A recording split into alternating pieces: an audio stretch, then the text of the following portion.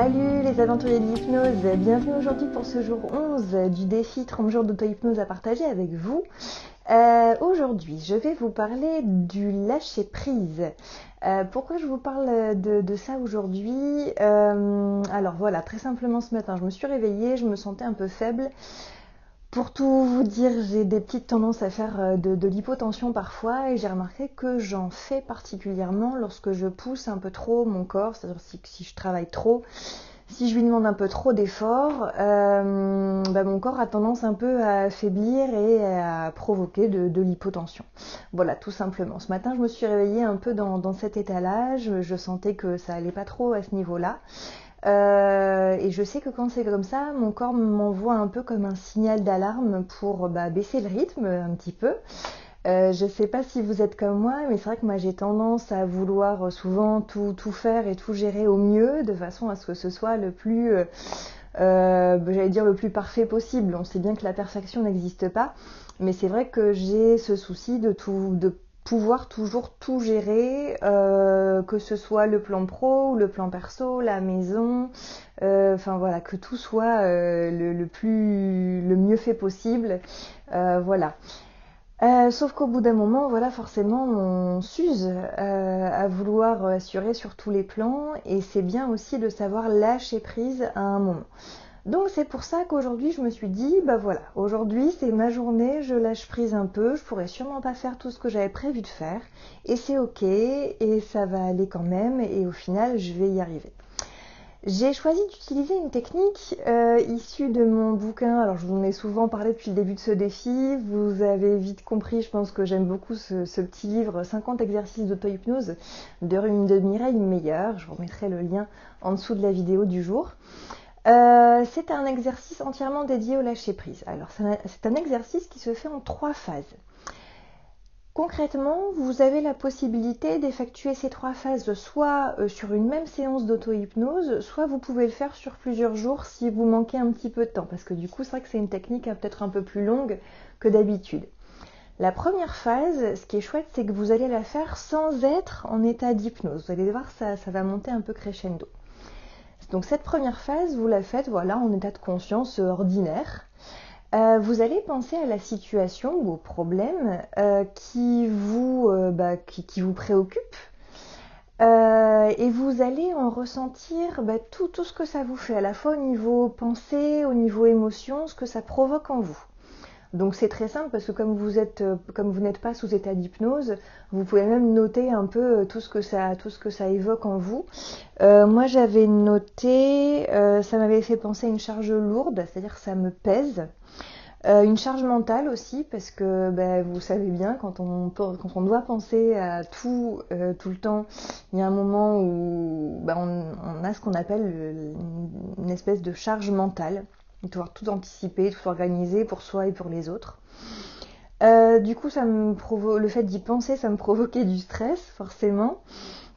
Et aussi, à force de me concentrer là-dessus, ça m'a provoqué une espèce de peur de ne pas y arriver. Donc, à la limite, au plus on se concentre là-dessus, j'ai eu l'impression de perdre confiance en moi en focalisant mon attention sur ce problème. Et c'est vrai qu'on n'a pas forcément conscience quand on ne réfléchit pas aux émotions et aux pensées que ça évoque, on ne se rend pas compte de tout ce que ça peut provoquer. Et du coup, la question qui m'est venue, c'est suis-je capable finalement d'assumer tout ça alors que vraiment que c'est pas une question que je me suis posée ce matin, mais le fait de me pencher sur cette situation et de me rendre compte de tout ce que ça provoquait chez moi, sont remontées toutes ces pensées et ces émotions-là qui, je pense, étaient là de façon inconsciente. Donc autant qu'elles remontent à la surface, puisque du coup ça m'a fait prendre conscience que le fait de me focaliser là-dessus me donnait ces pensées-là du suis-je capable, est-ce que je vais y arriver, ça me fait un peu peur, ça me stresse, etc. Donc c'est bien d'en prendre conscience dans un premier temps. C'est la première étape, pas forcément la plus sympa, vous allez voir. Deuxième étape, vous allez, toujours en état de conscience ordinaire, vous allez prendre un objet chez vous assez lourd. Et vous allez le porter. Alors moi je me suis mise debout, c'est pas forcément précisé dans le livre de Mireille Meyer, mais je trouvais ça plus simple de se mettre debout pour le porter parce que le but du jeu est de ressentir le poids puisque vous allez associer cet objet que vous avez pris à la situation qui vous pèse. Je vous rappelle, on est dans le lâcher-prise. Donc vous allez associer cet objet à la situation qui vous pèse et sentir la lourdeur de cet objet et donc de cette situation. Moi, ce qui est drôle, c'est que je suis allée attraper mon bac à linge sale, donc je vous dis pas comme ça fait partie aussi des choses que j'ai à faire. Et donc là, l'objet, on était dans une représentation à la fois concrète et métaphorique de la situation, quoi. Donc cet objet, vous le portez, voilà, debout, et vous vous concentrez sur les sensations. Alors encore une fois, c'est pas la partie la plus sympa. Vous vous concentrez sur les sensations de lourdeur et vous résistez à la tentation de poser cet objet. Donc vous tenez le plus longtemps possible. Alors faut pas non plus vous faire mal, mais vous tenez le plus longtemps possible. En associant cette sensation de lourdeur, encore une fois, à cette situation. Et puis vous allez ensuite poser cet objet au moment où c'est plus tenable pour vous. Donc vous posez cet objet et là, ce qui devient sympa, c'est que vous allez vous concentrer sur les sensations agréables que le fait de lâcher cet objet provoque. C'est un peu sur un plan métaphorique, le fait de lâcher prise. Voyez ce que ça provoque en vous. Alors ça vous soulage déjà physiquement, vous avez une sensation de libération, de ça y est, ça va mieux, je suis libérée de tout ça, quoi. Donc ça, c'était la deuxième étape. Troisième étape, cette fois-ci, donc troisième et dernière étape, elle va se faire sous état d'hypnose. Donc évidemment, vous utilisez l'induction de votre choix pour induire l'état d'hypnose. Et vous allez ensuite prendre un petit moment pour repenser à cette situation, à nouveau les émotions que ça vous provoque, les pensées que ça vous provoque. A priori, elles sont assez fraîches puisque vous avez travaillé ça dans la première étape. Et ensuite, vous allez imaginer quelqu'un, une personne de confiance. Alors cette personne de confiance, ça peut être quelqu'un de réel ou ça peut être quelqu'un d'imaginaire. Ça peut être, je sais pas, votre meilleur ami, l'un de vos parents, enfin que sais-je, enfin quelqu'un de proche, votre conjoint, ou enfin je sais pas qui, mais ça peut être aussi quelqu'un de complètement imaginaire que vous imaginez bienveillant et de confiance surtout.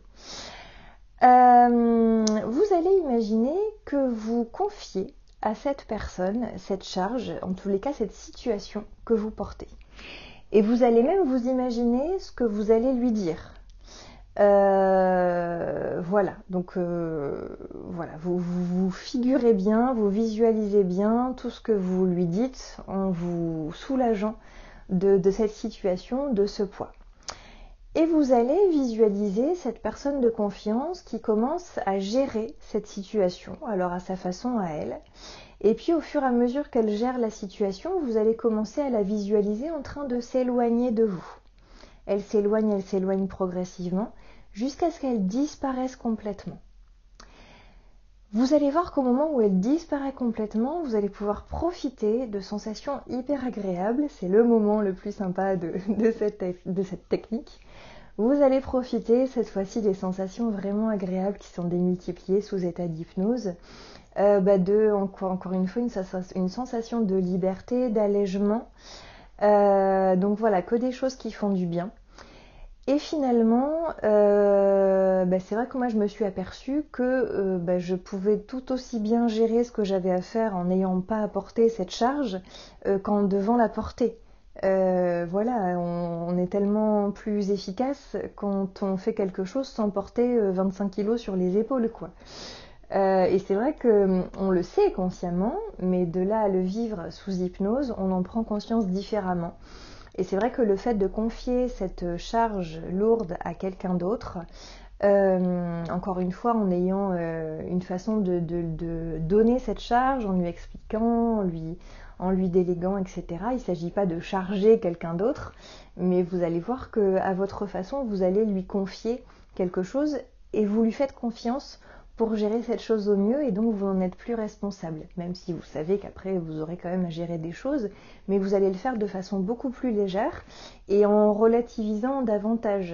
Voilà, si tout n'est pas fait aujourd'hui, c'est pas grave. Puis voilà, vous pouvez aussi faire le parallèle avec cette situation imaginaire et cette situation dans la vie réelle. Rien ne vous empêche de déléguer certaines tâches à votre entourage proche ou professionnel si cette charge concerne votre travail. Donc voilà. Cette technique, je la trouve vraiment bien. Alors encore une fois, elle se fait en plusieurs étapes. C'est pas si long que ça. Moi, je pense que si vous avez, je vais pas dire une grosse demi-heure devant vous, c'est tout à fait faisable. Donc voilà, tentez ça. On est en septembre 2019 à l'heure où je vous parle. Je sais qu'on est encore, là on est le 12 septembre, on est encore un peu en période de rentrée. Enfin voilà, la rentrée a eu lieu il y a 10 jours. Il y a sûrement encore beaucoup de personnes qui sont dans le rush de la rentrée. Donc je pense que c'est un moment propice pour parler de cette technique-là, hein, le lâcher-prise. Donc n'hésitez pas, utilisez cette technique et puis n'hésitez pas à m'envoyer un petit message pour me dire ce que ça a donné et me faire parvenir vos questions éventuellement si vous en avez. Voilà, et écoutez, je vous souhaite une belle journée. Je vous dis à demain pour le jour 12 de ce défi consacré à l'auto-hypnose. Salut à tous!